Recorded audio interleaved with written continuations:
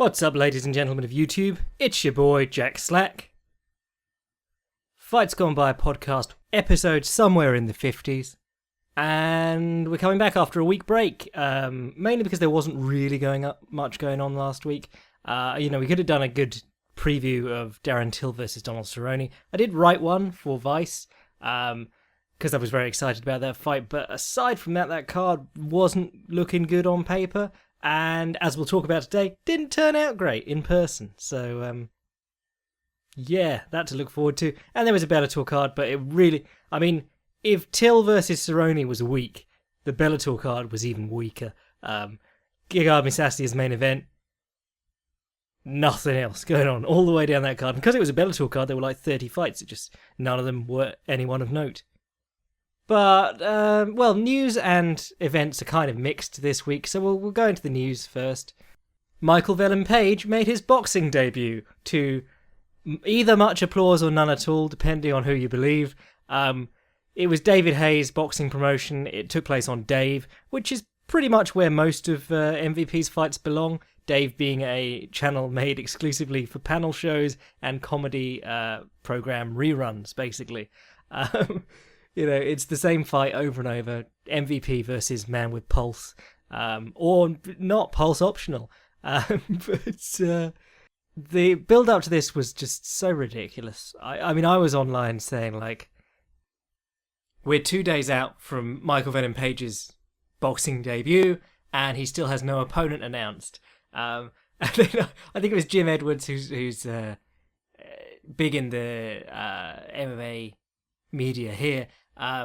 He said that the promotion told him they'd had so many people pull out of this fight that there was no point announcing an opponent, which is to give the impression of so many people are terrified of Michael Venom Page that they took the fight and then dropped out.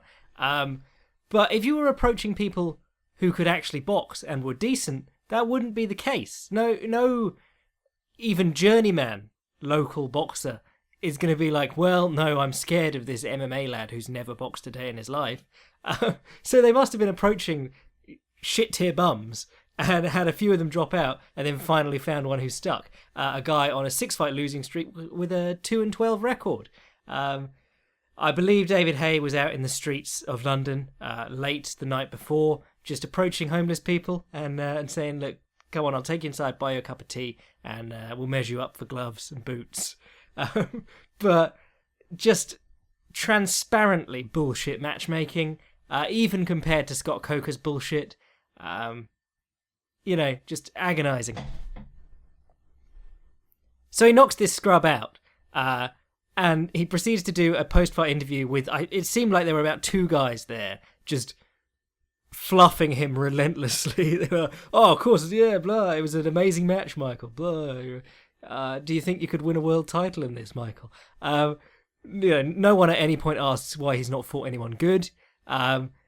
He says, oh yeah, I'm just having to prove myself again, not having proven himself in MMA at all. And he goes on this, on and on about how people don't like him because of his style, and people don't believe that hands down works. Everyone in the world knows that hands down as a style can work, especially in boxing. No one is on at him about his style. It's the fact that he exclusively fights scrubs. And then they ask about Paul Daly, and he says, oh, well, I've never heard of him, and he does this awful job of acting, and it was just cringeworthy. I don't want to see him fight Paul Daly anymore, because Paul Daly just knocked out Lawrence Larkin, who's a legit welterweight. Paul Daly deserves better than to be tied up in this fight with Michael Page. I don't dislike Michael Page. He seems like a fairly fun guy, and he does have an interesting style, and I like that. But he has spent 6 years fighting no one.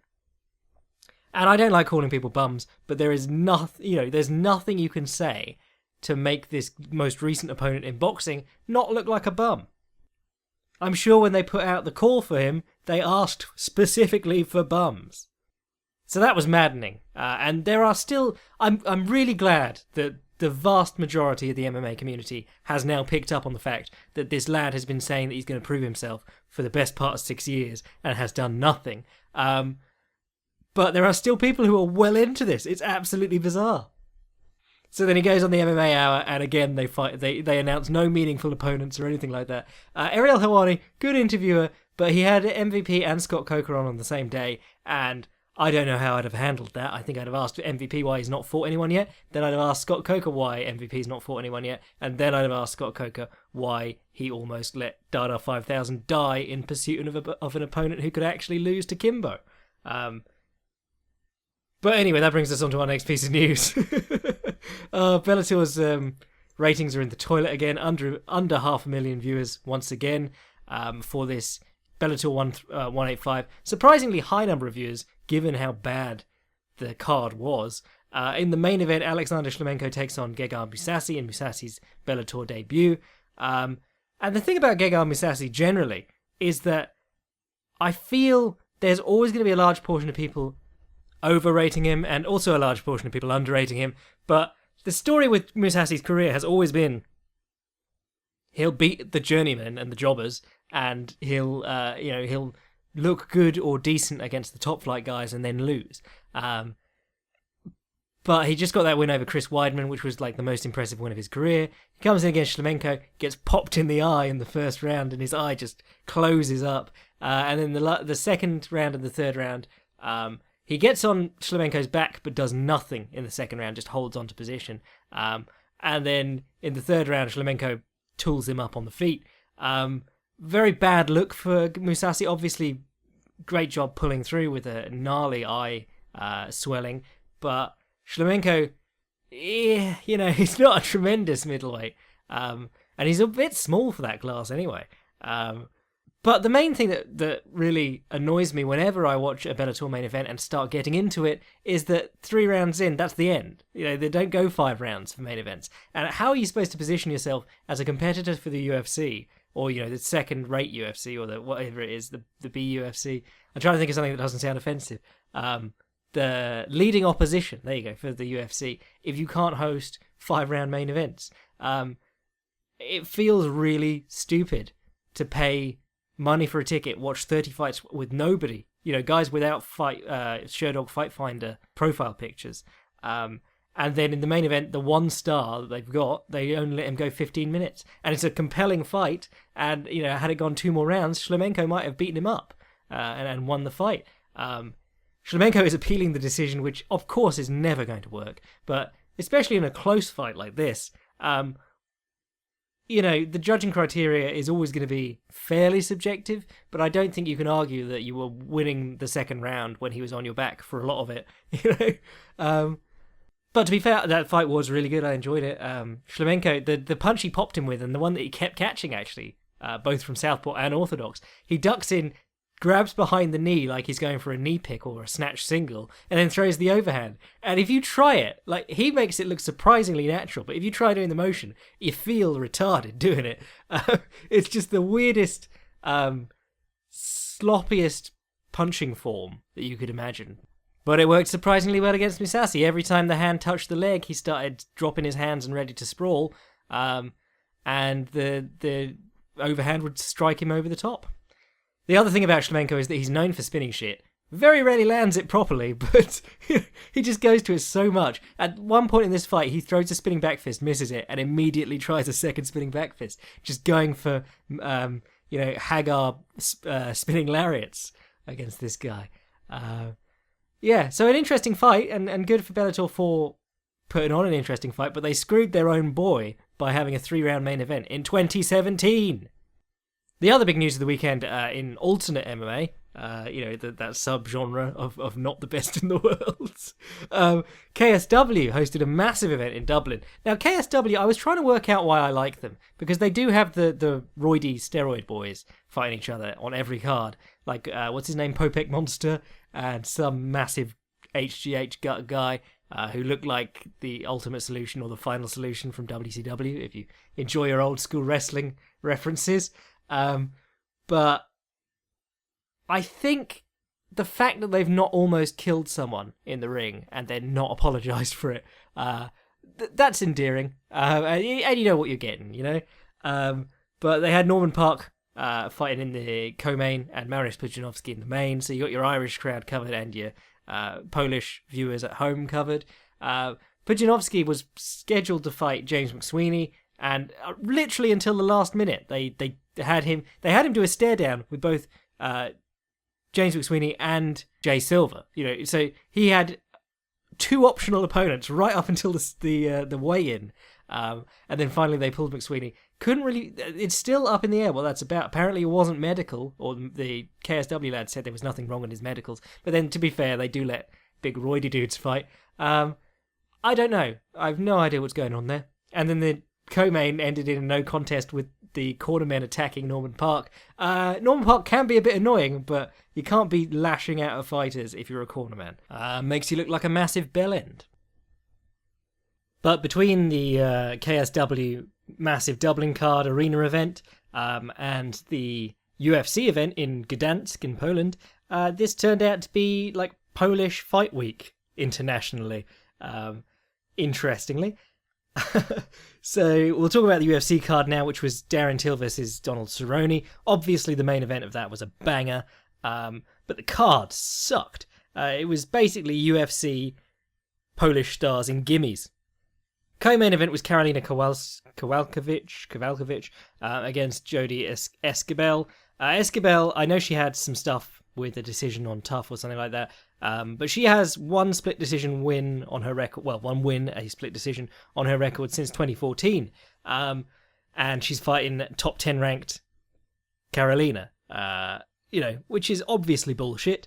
I couldn't work out whether there was a pullout or whether this was just a naked gimme, but obviously Karolina was supposed to beat this girl up in front of her hometown. Home crowd rather, not hometown.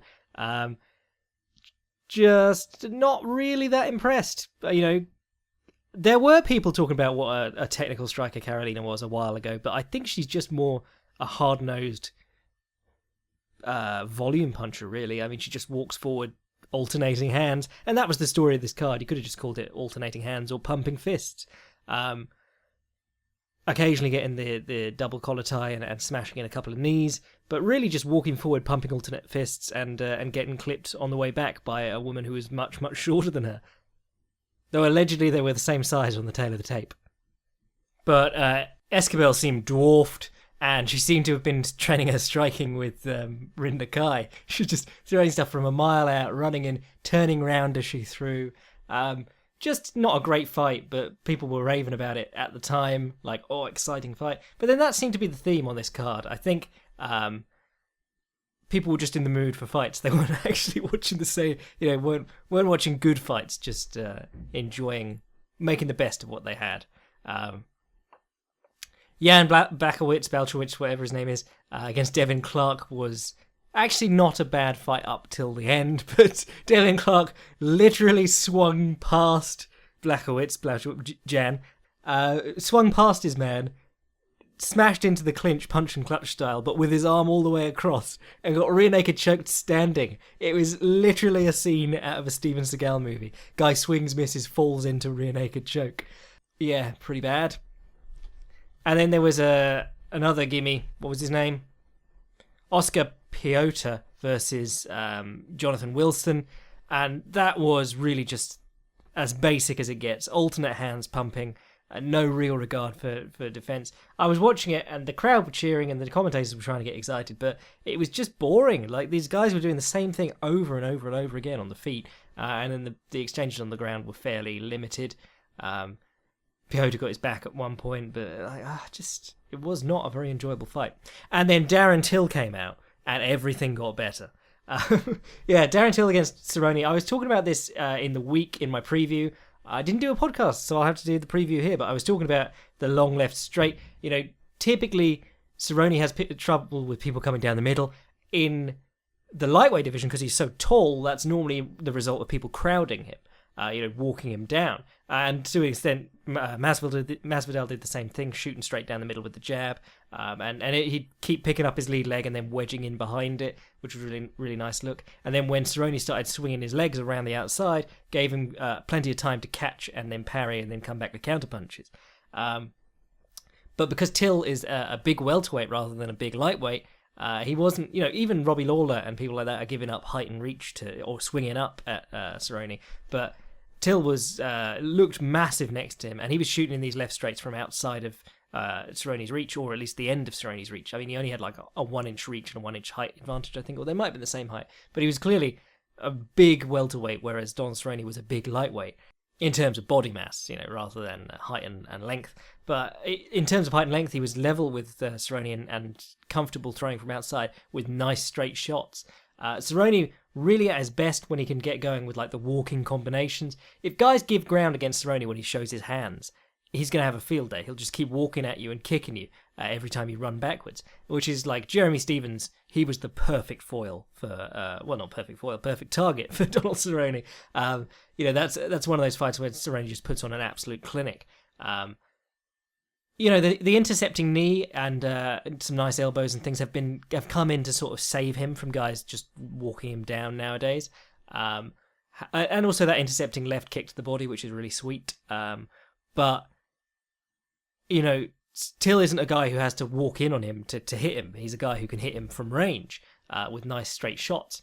Right at the start, Cerrone does the step-up left low kick, and he throws it as hard as he can.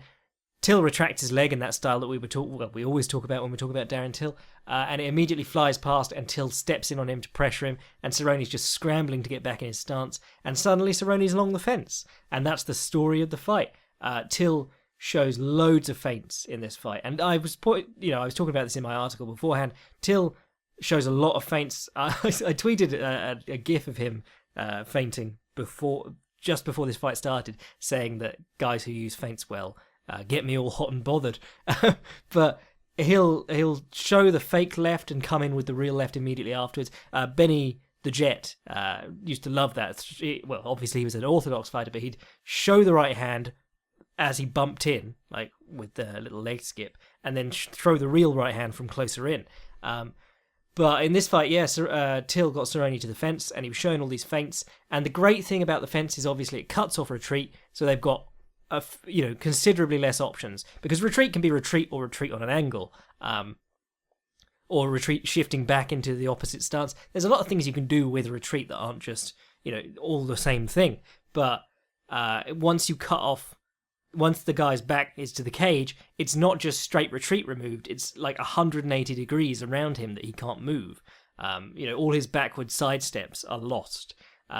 So he's going to have to move left or right or move in, and moving in is usually either trying to swing off the fence or trying to get in on the clinch or get a takedown.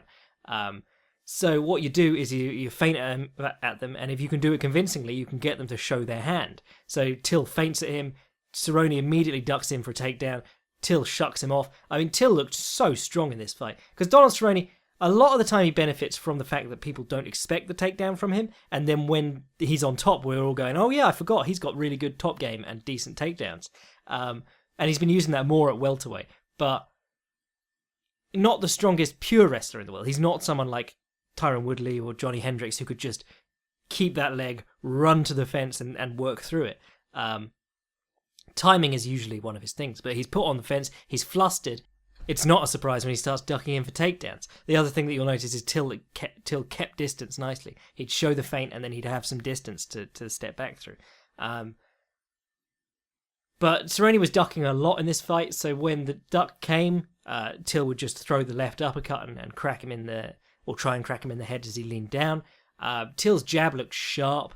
He was doing some hand fighting and then dropping his hand below Cerrone's vision and coming up through the middle, inside the lead hand, which is, you got to get it in quick because you're basically putting your hand onto the guy's parry.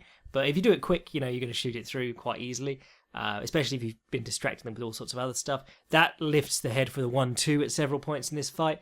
There was a nice left high kick to left straight, a Conor McGregor favourite, that southpaw double attack. Cerrone didn't have a lot of ideas along the fence because he likes space. And so when he tries to throw a hard kick up off the fence, Till just shoots down the centre with a left straight. Caught Cerrone but didn't catch him as badly as he could. Those are the ones that can get you laid out, stepping in to kick and getting a straight down the centre while you're on one leg. But he doesn't do that again off the fence after that. And then the one time he tries to punch off the fence, he runs in with his loopy marching combos, Carlos Condit style, and Till steps back, steps back off to the left at a little 45, and he almost has that open side counter, just doesn't pull the trigger. But dangerous, really dangerous to start running off the fence at guys like that. Well, that's Conor McGregor's whole game. Pressure the guy, wait for him to come forward, skip back, throw that left hand in over the open side. Lots of people using this fight to point to, oh, well, that's what would have happened when if Cerrone and McGregor met. No, McGregor is a big featherweight, like medium-sized lightweight.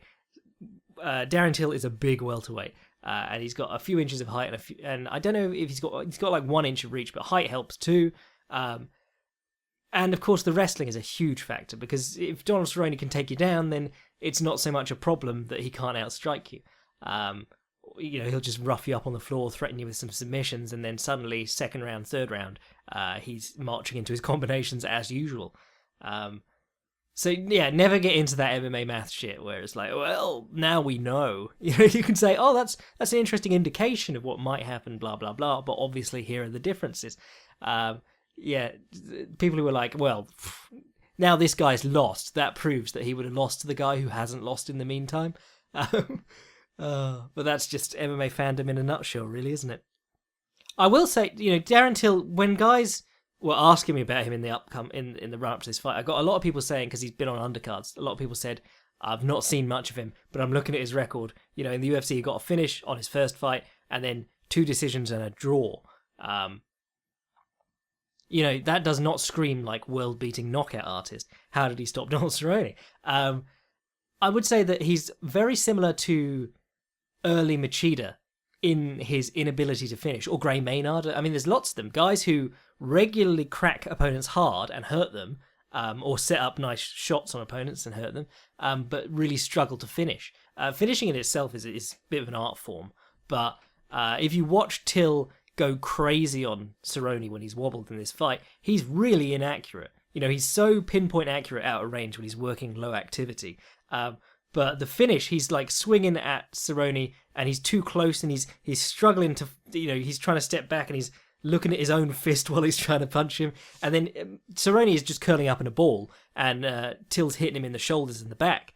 It's more the fact that Cerrone was just turning his back and curling up that got him TKO'd here. The blows didn't seem to be connecting that regularly. Once he was swarming for the finish. I mean, during the fight, he was getting picked apart. But I think Till can be drawn into rushing for the finish, and I think that he's someone who could benefit from maybe working a little bit more activity once he's got the man hurt, but still working at his slower pace. If you get the man hurt and he's overcommitting to covering up, that's when you bang the body, and you just score more hard strikes, because when he hits hard. It's when he runs in, flapping his fists at the guy, that he doesn't look too much like his usual self, and he sort of lets them off the hook. In fact, we were doing the history episode this month, which I will be plugging later because it's fucking amazing. But we were talking about Jersey Joe Walcott, and he's constantly called a banger by the press. They're like, oh, he hits really hard. Some people were saying that he's got like the best left hooks, or the best hooks generally, since Dempsey. But he just doesn't finish people. He's a terrible finisher. He can land a really good counterpunch, win a round by knocking a guy on his ass, and then completely let him off the hook. So now the talk is, someone was saying like, oh, how does this article, my post-fight article, advice, go read it now, not mention age at all? And age is really sort of like the thing we go to when we don't like that a guy lost. I mean, I did mention in the pre-fight that this is the first time Cerrone's been on a 2-fight losing streak ever, and will start asking questions if he loses again. But his last fight wasn't like a decisive loss. If that had gone 5 rounds, he might have won. We all wanted it to go 5 rounds. And of course, he could have won anyway because it was a close fight. Before that, Masvidal took him apart. But these guys, Masvidal and Darren Till, both had stylistic things that really made them rough fight. Well, Masvidal, less so beforehand, you could see that he had stylistic things that made him such a rough fight for Cerrone. But the fight that he fought was totally in line with all the stuff we know Donald Cerrone doesn't like. Coming down the middle, pressure, just crowding him and putting the pace on him. Not giving him space to run up into his combos. Darren Till, you could look at him and say, okay, he keeps a low pace, but some of the tools he has really aren't matching up well for Cerrone. He's not outreached. He's not out-heighted, outranged, generally. Combination of both, we talk about that sometimes, but he's not going to sit on the end of Cerrone's kicks and just take them. He's a guy who uses distance well, constantly retracting the lead leg from the kicks. Oh yeah, I forgot to say, once Cerrone realised that he couldn't kick off the fence and he couldn't really punch off the fence safely, in the periods that he's out in the open, he starts trying to look for that step-up left kick. If you remember the fight with Nate Diaz puts the pressure on him for 2 rounds. Late in the second round, I think it was, he works out the step-up low kick to the lead leg, the outside low kick on the southpaw, knocks his leg across his stance, sometimes knocks him over. And that's at the time, I remember writing articles about Nick and Nate Diaz, about their lead foot being well out of position for a kickboxing match, or just being really susceptible to low kicks, and people were like, nah, that's nonsense. Same thing about BJ Penn, actually. But in recent years, I mean, it's basically common knowledge now. Everyone knows a low kick on Nate Diaz or Nick Diaz gives you time to readjust, to move, because they're going to stumble when you kick them in the leg. Their positioning, the positioning that they choose, makes them very susceptible for it. So when Cerrone low kicked the outside of Nate Diaz's leg, he knocked his leg across his stance, sometimes knocked him over, got himself some time, had time to readjust, clear his head, move around the cage. When Nate Diaz tried to walk down Benson Henderson would just backtrack, kick him in the leg, and then circle offline, and suddenly they're back out in the middle of the cage again, until Benson Henderson wanted to take him down or something. When Conor McGregor didn't like being crowded, he was low kicking. Diaz did much better in that fight by just covering up and walking forward. But that didn't work at all against Darren Till, because Darren Till is in a nice sort of stance where he absorbs the low kicks. And often he'll either retract his leg from the low kick and then come in with the counter afterwards, or as he tried to do in the early going, or he'll take the kick, catch it at the ankle, and then come down the centre with the left straight. And he landed about 4 or 5 of those flush on Cerrone. Just when Cerrone stepped up to kick, he got his leg caught. Part of that is kicking naked. Part of that is really committing to a hard kick straight off the bat. And part of that is just kicking while the guy's trying to pressure you. If you are fighting a kicker, there are 2 things you do. You're either too far out, so that when he kicks, he falls short. And then if he kicks hard, you can step in afterwards, as was demonstrated in the very early going when Till retracted his leg. Or you are too close. You're all the way out or all the way in. If you're too close is basically the guy feels like you're kickable, but as he kicks, if you keep stepping in, you're going to end up on top of him, and he's not going to get, he's going to eat more punch than you're going to eat kick. Tons of great examples of this in fights. I mean, everyone from Fedor against Krokop to Vanderlei Silva, usually not a very technical striker, against Kung Lee.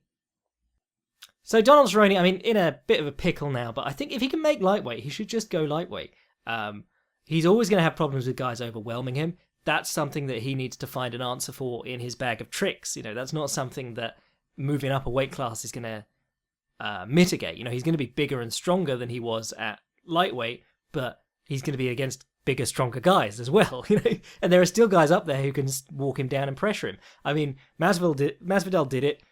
Robbie Lawler did it to an extent, and Till was able to do it from range. So, that's a problem that he didn't even have at lightweight.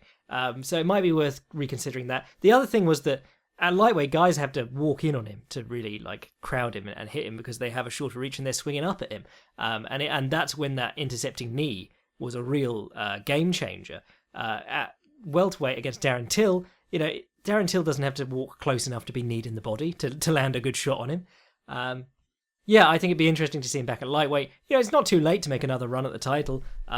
If he can avoid Dos Anjos, that's great. I mean, he ran through so many top lightweights through his career. When he had that streak of 8 wins or whatever it was, he can beat the majority of lightweights in the world while fighting the same fight every time. If he were a little bit more opponent-specific in his training and his tactics for each fight, I think he could be a much greater force at lightweight. But he does need to work out something to deal with guys coming down the centre, whether that be better head movement, whether that be smoother moves to the clinch. I think, a lot of these times when Till was stepping in on him and he'd duck in for the takedown, and he did get a takedown at one point and Till just bounced right back up. A lot of those times against a lightweight, it's going to be a lot harder for them to shake him off. But, that's Cerrone's decision what to do next. I bet he'll be back in action in like 3 months. So we'll then know what division he plans to fight at. I mean, he's always going to be a real valuable guy to the UFC because he's a known name and he fights regularly and he always brings excitement. What's next for Darren Till, though? He was trying to line up the fight with Mike Perry, or Mike Perry cleverly got up next to the cage and tried to line up the fight with him.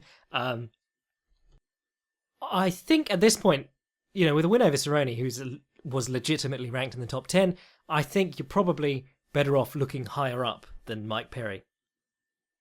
Mike Perry could be a good showcase fight for him, and that would make a good fight night main or co-main. Mike Perry obviously had a lot of trouble when Joban moved on him and kept him at range. I think, it was promising what we saw against Jake Ellenberger, but then in his last fight, Mike Perry just ran in on the guy, like running Brock Lesnar knee or Kat Zingano knee, which has basically never worked against really good strikers. I think Till could probably keep him at distance and really mess up his day. So that might be a good showcase fight for Till. But I was talking about Wonder Boy versus Till. I mean, that could be a really interesting fight because they both got a very similar counter-punching game, looking for that open side angle, shooting left straights down the center, intercepting when guys come in. But very different leading games and very different kicking games, both standing very different stances. Could be an awesome fight, could be a staring contest because both fight at a very slow, low rate of activity.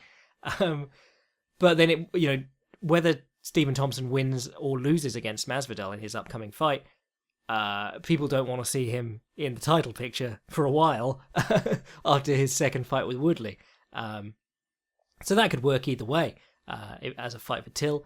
Masvidal would be a fun one, but he probably is a little bit higher up the pecking order if he beats Stephen Thompson. Maybe a pure wrestler is what I was thinking because he shuck off Cerrone very, very easily in this fight, and that was really the big shock. If you can do that against guys who are better pure wrestlers and better technicians in the clinch and working off the failed shot as than Cerrone, I think that would be interesting. But he saved the event, and he's smack-talking Liverpudlian. So he's like a cross between my boy Ross Pearson and my fistic majesty, Michael Bisping. So look forward to seeing more out of him. Right, we'll do some plugs and then we'll get on to some questions. If you are a Patreon boy, the latest Patreon lecture, Rocky Marciano, Will versus Skill, just went up on the Patreon page. Really, really pleased with this one. It's 2 hours long. Lots of discussion of Marciano, obviously. Some discussion of Mob. Bits and pieces about Ezard Charles and Jersey Joe Walcott, who that I'm a mark for Jersey Joe Walcott, but I also quite like a bit of Ezard Charles in my life. And then, of course, it ends with Archie Moore. And Archie Moore was a wizard. I love anything to do with Archie Moore. I mean, he's got to have an episode of his own at some point in the future when we're done with all the heavyweight shit. Because he fought Marciano. Well, he performed this letter writing campaign to get a fight with Marciano, and he was already an old man by the time he won the light heavyweight title. But he keeps boxing for like another 10 years after he loses to Marciano. So fascinating character, incredible fighter, and well worth a look. Actually, if you want to talk about amazing finishers, Archie Moore's your boy. Just the slight change ups on angles when he's swinging on guys. Doubling up on the left hook, stepping round so that the left hook comes down the centre of the guard and the right straight's coming over the side. Just a brilliant finisher all round. Hit the body constantly. Remembered as this scientific boxer, but really didn't use the jab nearly as much as people seem to think he did. Anyway, enough about Archie Moore. Yes, if you are into that, if a 2-hour lecture on Rocky Marciano sounds like your jam, join up on the Patreon. We're going to be doing a Pride event for the next one. I think probably my favourite Pride event of all time. I'll announce that for you next week, but if you know anything about my favourite fights, you'll know which one it is. But in fact, it might be my favourite event of all time, full stop. It's pretty bloody good. And then if you haven't bookmarked fightprimer.com or thefightprimer.com, what I'm doing there is I'm doing my own stuff. I'm going to have a new episode of the Primer coming out for the GSP versus Bisping fight. But I'm also going to be linking all the work that I do for Vice and other places, because I know it's kind of annoying that I'm doing bits everywhere and I'm not really curated them well. That's the word. Yes. So I'm going to curate them at my own website, and you can just go through the website to find them. I'll put them all in one place, and that'll make it nice and easy. And then if you haven't bought Notorious, it's pretty good. It's a little bit notorious. They are now making a film of my book about the character that I wrote about. They're unrelated, but I mean, I will happily take the praise for it. My favourite review so far, bought it for my son. He seems to like it. And we'll bob into some questions in a minute, but if you want to send any questions to the podcast, long form styly, the email address is fightsgonebypodcast@gmail.com. So we're going to do a mix today. We're going to do some long form ones, and we're going to do some rapid fire ones from the Facebook. Hi and hello, Mr. Jack Slack. Big fan and supporter of your podcast and articles. Keep up the great work. My question for your next Fights Gone By podcast is, in what ways could the UFC improve their business in Europe? Or do you think they hit their ceiling? Coming from Germany, I think the UFC could do a way better job marketing themselves in Central Europe. From Jan or Yan. Hopefully not Blackowitz. I'll try to diss that fight. Interesting. I actually got a cool story about fighting in Europe, or in Germany, that I'll share in a minute. But first, yeah, I really do think they phone it in quite hard when it comes to Europe. I mean, Ireland, they're sort of like in a loving relationship with at the moment, but you know, Ireland's turning into the new UK, or the new Canada. You know, there's these. They have a breakout star or whatever. They decide they love a place. They push them as hard as they can, and then they just sort of go off them. It really hacks me off. Because the UK used to get like title fights and shit. We did get a title fight last year, but it was a joke of a title fight. It was Michael Bisping defending against 100-year-old Dan Henderson. And even then, they put it on tape delay. So the main events... No, sorry, they didn't put it on tape delay. They had the event start late, so the main event took place at like 5 a.m. You know, and that was something where I was like, there's a title fight going on in my country. I could get a press pass for this, but I don't want to be up at fucking 5 a.m. on Sunday morning, in the middle of Manchester or wherever it was. Just why? But generally, you'll find with these cards that they know they're going to sell out within minutes. And so what they do is they just put fuck all on the card, and they know that people will be so happy that the UFC is coming to their town.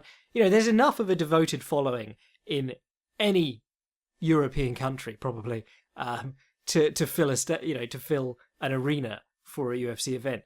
And if they never go there and they turn up one time, they're going to sell out in minutes. Guys will come from everywhere. And that's kind of what it has been like in the UK historically. And you know, whenever they go to Glasgow or Manchester, you know, the same thing happens, which are both in the UK. No, I didn't forget. I'm just giving the example that I know from my personal experience. But yeah, I mean, the alternative is that you get a load of local lads in gimme matches, like they did on this most recent Poland card. But then, on the other hand, it really helps to have those local people. Yeah, I'll always say that the Manchester card that I went to most recently was, I think, yes, it was Machida versus Munoz. And it was supposed to be Bisping versus Munoz, and Bisping got injured. And Machida came in last minute. And the people went mad for Machida. They loved him. I mean, Machida's always going to have that thing because he's a real-world karate master. You know, that magic is just sort of really appealing to people. And I'll never forget how he got the best reception of anyone. I think Ross Pearson was on that card. You know, there were some UK lads who were fairly famous on that card, and nobody gave a shit. They were all like Machida marks for the night. So if you put star power on the card, you know that you're dealing with people who are fans of the UFC brand. You're not, and they're stars. You're not dealing with people who are fans of Polish fighters or whatever.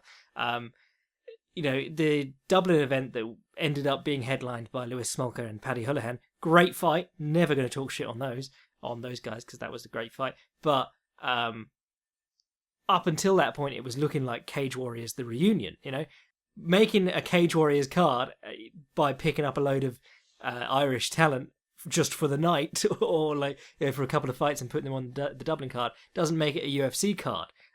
in a lot of people's minds. But equally, there are people who just want to turn out to see their local fighters fight. The interesting thing about Germany, of course, is that there are very, very few famous local German fighters, or famous German fighters.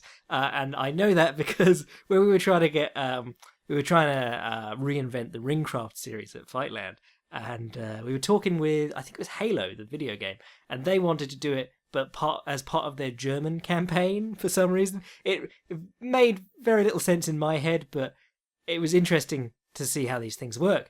And they were like, "Can you do some stuff about German fighters?" And so me and my editor were just going, "Shit, who's a famous German fighter? Dennis Siever, Max Schmeling." And then we're desperately Googling, trying to find some other, because you might have forgotten them, or you might have never heard of them. But there just aren't any. So I was going like, we could do the Klitschko's because they're huge in Germany, but they're not German. Very, very strange that Germany hasn't produced that many world-class fighters, or famous fighters at any rate. But then the UFC's attempts at global expansion have always been kind of shit to begin with. The world fucking domination, when they put that on the screen at their conference a few years back, and that was when they were trying to get into Macau, desperately trying to integrate the Chinese market. Kung Lee, please come and be our main event in Macau. You're sort of Asian Chinesey, actually Vietnamese, but whatever. To be fair, he did seem like a star over there. But it was very strange, the whole attempt at world domination. And then they did Tough China, and China as an MMA place is still way behind America, so they had really lackluster fights and lackluster fighters. And I was thinking a great way to do that would have been give each of them a style of kung fu and pretend they're representing it, because if you've learned anything from that guy who went missing after beating up that Tai Chi master, it's that the Chinese generally and the government seem to still want to believe in the magic of kung fu. So just give them all a different school, give them some nice silk clothes to wear, those toggly jackets that Bruce Lee wore in Enter the Dragon. And yeah, just have them in schools and be like, my dragon style and my whatever style. I bet people would eat that shit up. I bet way more people would watch that and just participate in the lie, knowingly, like pro wrestling or actual reality TV, than would watch a equally scripted reality TV just about MMA. And if you want ideas like that, I've got dozens of exploiting stereotypes and taking advantage of stupid people, and taking advantage of patriotism. Patriotism really does sell fights. That's why Michael Bisping is still a huge deal, because he's English and he was the first English star in MMA. Well, Ian Freeman, but he's at conventions selling autographs for 50 quid nowadays. Yeah, I don't know what the UFC can do to get bigger in Europe, but maybe, I don't know, have Joanna actually defend her title in Poland, but then you'd have to do it on a time delay to sell it as a pay-per-view to the US market, because the US market is the only one that really cares about pay-per-view. It's tricky, because no matter how you look at it, I mean, while the actors in this sport are all from all over the place, the sport itself is, and the way it's consumed, is very much American. Maybe once pay-per-view dies out, which it's looking closer to doing, maybe once the UFC signs their deal with Netflix or whoever, we can actually start becoming more of a global sport. Nicholas asks, how can I be more awesome? You could be like Mike Awesome and deliver sick power bombs to people while never taking a bump yourself. Nika asks, would you consider doing a single collaboration podcast with the Heavy Hands lads? Perhaps you could get some guests on. Yeah, sure. Love them. It's more that I record these in the middle of the night when I can steal some time. Mitch asks, how well do you see Rena Kubota, Rena, block caps is what I'm going to call her. Whenever I say her name, it's in block caps. Doing in the UFC strawweight division. I would have to see her fight someone who's not a scrub first, or an obvious gimme. Brennan asks, who the hell is MVP and why should I care? Well, someone else answered, yeah, you shouldn't. I will tell you when to care. The moment he beats someone decent, I will be all over him as a great example of someone using a point fighting style in MMA at the highest levels. Problem is, he's going to keep fighting nobodies. David says, to what extent do you think the quick turnaround between Brown and Masvidal affected Cerrone? Obviously, he never moves his head, but Matt Brown wasn't exactly a walkover for him. And then when he fought, I think 6 weeks later, he had momentum, now lost 3 in a row. Partly it seems like this move up to welterweight. We were all super impressed against Patrick Cote, but I was watching that fight back, and he gets into a lot of trades with Patrick Cote, and trading is not a Donald Cerrone strong suit. He should be making use of those nice long kicks and the pounding knees, and the clinch work is always good, but he gets stuck in that middle range, and he was actively going to it against Cote, and I didn't enjoy that. I think he needs to go back to being like the Hitman Hearns of the lightweight class, just a really gangly guy who brings all these things, all these questions that other guys have to answer. Whereas in the welterweight division, it's more like he has to answer the question of all these guys being big enough to hit him and get close to him. We'll see what happens. Ronnie says Lomachenko or Rigondeaux. I don't know, maybe a primer, maybe. Gilles says you've got a week to train Cerrone. What would you focus on? You're not going to do or undo anything in a week. That guy has fought. I mean, he's been constantly getting better and adding new things, but he's been the same sort of fighter since he started out. You know, he's a guy who is going to take. I think the best thing that could happen is if he took some time off fighting, actually fighting, and just took some time to shore up the holes in his game training. But then he seems to be a guy who benefits from fighting a lot, so I don't know. Amani asks, when has a fighter's flexibility proven their get out of jail free card? The one I instantly think of is Bas Rutten versus Funaki 2. Or it might have been 3. I forget how many times they fought. But it's the one where Funaki has him in a heel hook. I believe it's an inverted heel hook or a reverse heel hook or whatever you want to call it. And Rutten's heel ends up pointing at the ceiling. And in his own commentary, he's like, look at my heel. I don't know why my leg didn't break there, but it didn't. So, it's tendon flexibility and shit like that. It's stuff you do not want to play with. I was watching a guy this week. His knee got blown out in a heel hook, but he was almost out of the heel hook. Like the guy was pummeling his feet and getting the legs off where he needed to, and he was en route to escape, and the other guy just bridged into the leg, pulling on what should have been a fairly ineffective, levering of the heel, and the guy's knee blew apart, like the loudest bang I've ever heard. That was on Reddit BJJ. Go check that out if you like gross things. Question about Conor McGregor homophobic slur. I think it's one thing to say it like at a press conference directed at someone as an insult to them. I think you got to be a little bit more.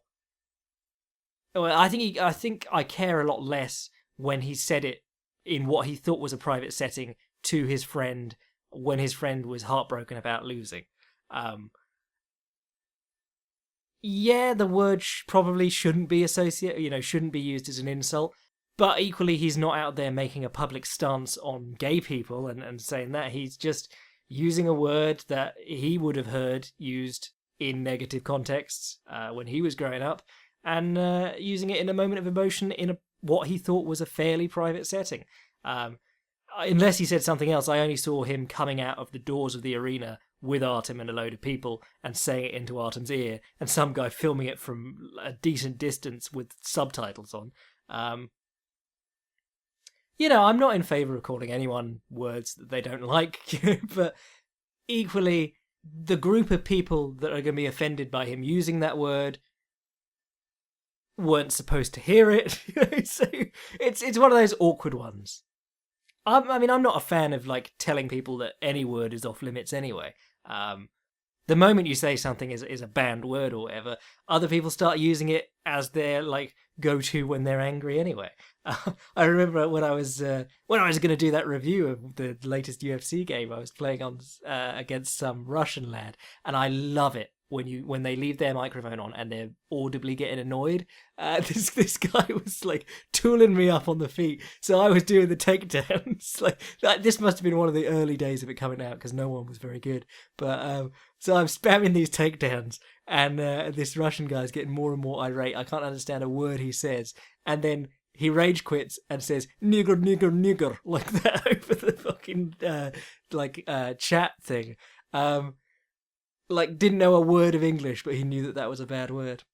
And I, the whitest man you know, was going, "What did he call me?"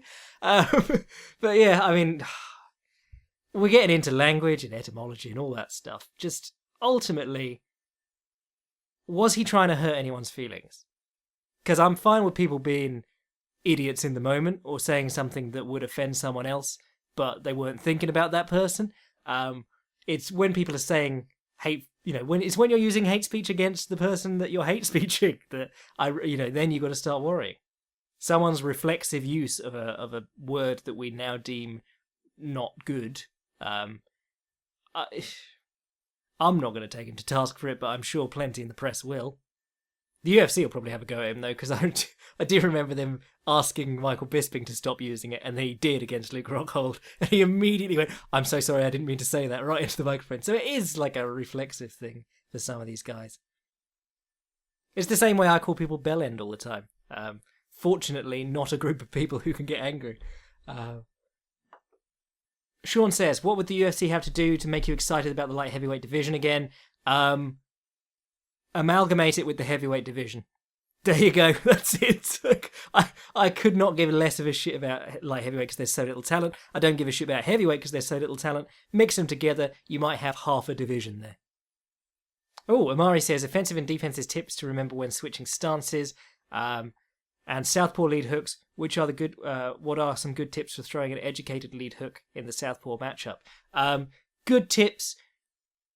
Personally, I mean, firstly, try and switch stances. If you're just switching stances with no bells or whistles on it, do it while stepping to the side, because then you're not going to get blasted in the face while you do it. Mickey Ward, I can't remember who he was fighting. One of his fights, he just starts changing stances in front of the guy. Every time he does it, the right straight comes down the center. Another one, Gennady Golovkin, when that lad, Nathan something, shit, can't remember his name. The lad who lost the really close decision to Golovkin, the moment he changed stances to southpaw, Golovkin instinctively threw the right hand on him and caught him clean, because the guy was he changed stances, but he wasn't thinking of, now this is a southpaw versus orthodox engagement. Because there is you're going to have a little period where you need to change your thinking after you've changed your stance. So doing it when the guy's right on top of you or your back's to the ropes, pretty dangerous.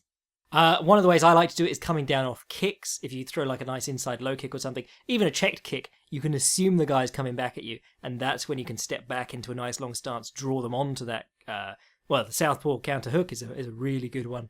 I like left stance, inside low kick, step back, look for the counter right hook. I mean, that's one of the favourites of Andy Risty, and if he misses the hook, he'll catch him over the back of the head and use it to pull a single collar tie for the knee. Really nice stuff. And the same applies from the other stance. If you're southpaw, you step up for the inside low kick, or inside low kick. No, outside low kick, and then you step back, and you can do it on a 45 and try and land the left hook. Stuff like that is always really good fun. Coming down off knees to change stance is always a good one, though that's one where you're quite close to the other guy, so always dangerous. Philip says, biggest book or DVD letdown? I remember you not being so hot about Victory Belt. Maybe it was just a particular release and not the whole line. No, I love Victory Belt. I've got all their books, which cost a fortune because a lot of them are out of print. My main gripes with Victory Belt are, one, they used the term no stone left unturned on the back of every one of their books. But that's just a quirk of whoever writes the blurbs. My main beef with them is that they have this book of Leo Vieira's guard passing, which they've never released, and I am desperate to read it because I love Leo Vieira and his guard passing, and I love Victory Belt, but they're more in the diet and fitness industries now. They don't tend to do as many martial arts books. In terms of letdown books, I mean, I've got hundreds, and really you just don't remember them because there's nothing special about them. Just looking at my shelves, bear with me. I think Hirokazu Kanazawa's book on kumite or karate fighting is dog shit. And it's marketed as someone's going to show you some interesting kumite techniques, and he doesn't. Like, none of them are useful, or it just really hammers home that a lot of these JKA lads very, very basic in their point fighting. I bought a couple of biographies of McGregor before I even started doing, well, when I started doing the research for Notorious, just to see what I was up against, and they're pretty bad. Like, there's one that was, it was probably about 60 pages, and they're selling it on Amazon, and it was clearly pumped out quickly, whereas mine obviously took months of research and was well written. But no, I just remember being really disappointed in that because I thought maybe I'd learn something, but I didn't. I mean, it's probably easy to tell you the books that have surprised me in the pleasant way, because I've just gone in for buying the weirdest possible books on Amazon now, and sometimes they'll turn out really interesting. Like there's one I'm looking at now called Okinawa no Bushite, The Hands of the Okinawan Bushi, which is basically some old guy who trained with Hohen Soken, guy stationed on a military base in Okinawa back in like the 50s. And it's like his memoirs combined with a load of like dirty techniques taught to him by old guys in Okinawa, and it's actually really interesting. And I didn't expect it to be. It's like 300 pages. Meanwhile, any major release generally is a letdown.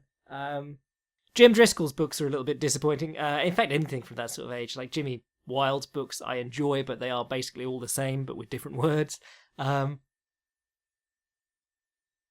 In terms of DVD, I remember being a bit let down by Anderson Silva's stuff. I mean, there's loads of DVDs out there that are straight up disappointing when you get into them. In terms of DVDs, if you're making a short list of the best, it's like Ryan Hall, Damien Meyer, Neil Melanson is brilliant, Saulo's set's brilliant, and then everything else is like ancillary, just extra. Actually, Roy Marsh's Guillotine is awesome. But again, we're getting into good ones now. The thing about bad books and bad DVDs is that you just don't remember them. Like, I'd have to go and find them, and I'd go, oh, that was astoundingly average. And the thing about really bad books and DVDs is that they're so bad that they're good. Like all the old Ashita Kim Ninja books and shit like that. And I remember those because they're so bad that I want to dig them out again to show people how bad they are. The most of the stuff that you buy is just straight disappointing. Robin says, Gary Tonin, so hot right now, transitioning into MMA under the 1FC banner. What to watch for in elite grappler transitioning into MMA, success versus failure. Yes, Gary Tonin, I love Gary Tonin. Very entertaining grappler. It was a little bit sad watching him not really perform as a lot of people expected him to at the ADCC this year. But then the guy who beat him at ADCC, he heel hooked in the most recent EBI. No trouble at all, just ran through the EBI. I think one of the sad things about Gary Tonin going to MMA is that he might not grapple as often as he does now, and you'll lose out on a lot of his more fun quirks, especially from the bottom. He'll do things like present his neck and then hit a sit out or whatever, and let guys pass to side control just so he can come up on the overhook and try and take their legs. But equally, I'm quite excited to see how things like the Kanibasami with the overhook work in MMA. In grappling, a lot of the time he'll just give them the overhook and then try and get the Kanibasami or whatever. But MMA does force you into a more orthodox game by having the punches and shit like that. And also, of course, he'll be fighting like 15 minutes, and he's used to a 20-minute submission-only environment for the most part. But I think success and failure, really the success is going to come down to his wrestling, and that's something that he's really clearly been working on a lot in recent years. No one is expecting him to box up a Storm or kickbox up a Storm, but if you can throw a few good low kicks, if you can land some decent punches off faked shots, that's always something that you look for in a guy coming from a grappling background. If he can use the shots to set up punches that surprise guys, he can send them into like a sort of chaotic state of mind, as opposed to awkwardly pumping 1-2s and swinging overhands and then shooting from miles out. It's getting the striking to play off the grappling rather than trying to build a striking game, and rather than trying to build a striking game from scratch. Lawrence Kenshin asking, why is Jack Slack a pound for pound and then a picture of a goat? Because he knows that I hate both the term pound for pound and goat. Thanks for that, Lawrence. Would Corey Anderson versus OSP be more interesting if they used MMA angles like Conor? If you didn't know, Corey Anderson and OSP are now going to fight, which is possibly the most tedious fight I could imagine. Corey Anderson obviously was like a hot prospect and then managed to lose to Shogun at age 40-something. And Ovince St. Preux is a guy who Von Flu's dudes, but gasses hard and never throws a combination. All the natural talent in the world, or rather physical talent, and like none of the aptitude for fighting. Ooh, Anthony asks, what's your opinion on the butt scoop position in Brazilian Jiu-Jitsu? In MMA, when someone is in that position and the fighter on top can either kick their legs or force them back to their feet, do you think if the latter were implemented in Brazilian Jiu-Jitsu, it would make for a better, more solid takedown game? Do you think that it would result in more scrambles? I think it's always interesting when people are like, that butt scoot shit wouldn't hold up. Someone was saying, that Ryan Hall stuff wouldn't hold up with head kicks on the ground and soccer kicks and stomps. And Aoki and Imanari, like, they made their careers under those rules. People really overestimate how easy it is to stomp someone. If you stomp someone, you are basically giving them your leg when you miss. Or even if you catch their head just a little bit, if they're fairly alert and with it, you're giving them your leg. But I think in terms of Brazilian Jiu-Jitsu contests, I think the gi is largely responsible for a lot of it, because you're not like grabbing hold of the guy, and guard pulls tend to be a little bit more interesting in no gi, because you have to get a bit closer and pull guard proper, whereas in the gi you just have to grab a hold of something and then dive. But obviously, if you took guard pulls out altogether, or if you said, like, when a guy gets to open guard, he can demand you get back to your feet, I think that would make, you'd have to wrestle better to actually compete.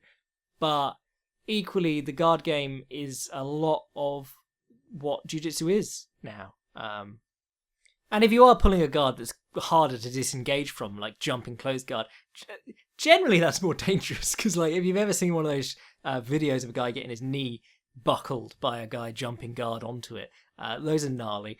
But I'd like to see more guys pull guard off the single leg, which is like a thing that, you've seen Maya and Rafael Lovato do it in MMA, but Marcelo Garcia used to do it a lot in BJJ. He'd attack the single, and then if he couldn't get the single, or if he wanted to pull guard to begin with, he would pull the guard and be in a better position to start sweeping. What people get frustrated by is guys like the Meows, where because you have to have a grip in some tournaments before you pull guard, they'll reach for the shoulders of the guy and then dive in onto their backs. Those can be very frustrating. And double guard pulls are the worst. But I think really what causes it is guys getting much better on their backs than they feel their opponents are on top. And then what happens is you are willing to pull a shitty guard to start playing your guard. Or rather a guard that a guy could disengage from very easily in a fight. I think if guys were like pulling guard with the single, or with the underhook, or pulling into a straight closed guard, then it's a lot harder to argue that they're just butt scooters or whatever. But then that's not butt scooting. It's a tricky one. Don't know. Would be my answer to that. Because I like playing guard a lot, but I'm in the same boat as Chris Houter. He said, guard is a very seductive thing, because when you can hit the sweeps from it and their submissions, it feels really good, but it's also getting you comfortable in being in a bad position in terms of striking hierarchy. Right, I'm running over time already, and I haven't even talked about Machida's return against Brunson. A lot of good names on this card, actually. Rob Font, I really enjoyed in his last fight. You got Damian Maia versus Colby Covington, which is always a good thing. Thiago Santos, famous for his knockout of Kevin Lee, and also awesome butterfly guard player, if he is the same Thiago Santos I believe he is, versus Jack Hermansson, who I really like. You got Jim Miller versus Trinaldo, which is a battle of the old boys. And that would be a really big win for Trinaldo, actually. Though he does have some really big wins on his record already that you completely forget about, like Ross Pearson or Paul Felder even. And John Lineker's back against Marlon Vera. So we'll get some drama when he misses weight, at least. But, I mean, that main event is interesting because Machida is so old now. I mean, he was old when he first burst onto the scene. He was in his 30s. And he does have a game where if the guy plays his game, it doesn't take much energy. And they open themselves up to counterpunches in doing it. But what I don't like is when I see Machida playing more aggressive, which he started doing since he worked with Rafael Cordero and things like that.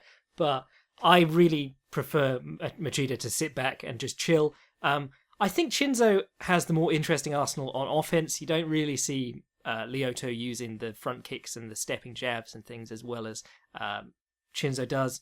But the thing about Brunson is that he does run in with his chin up fairly often. Didn't so much against Anderson Silva because he knew that Anderson Silva was a great counterfighter. But then he lost that decision to Anderson Silva in a very dull fight. So in this fight, maybe he's going to try and push the action more, which would play into the hands of Lyoto. Yeah, I mean, it'd be nice to have Lyoto back, but I am at the point where I'd like to see him retire. I don't want to see him brutally starched by guys like Yoel Romero and stuff like that anymore because he's been around in the fight game for a while. He's suffered some hard losses. He's given us some amazing knockouts. Like, some of the most perfect fights I've ever seen were fought by Lyoto Machida, but I'm just not sure I want to see him fight anymore. I will be doing an article on this for Vice, so check out that later in the week. Or check out fightprimer.com and I will link you to the article on Vice. But I reckon that'll do us for this week. I'm your boy Jack Slack. Sign up to the Patreon. Send your emails to fightsgonebypodcast@gmail.com. Bye Notorious. And I will catch you next week. Cheers. Cheers.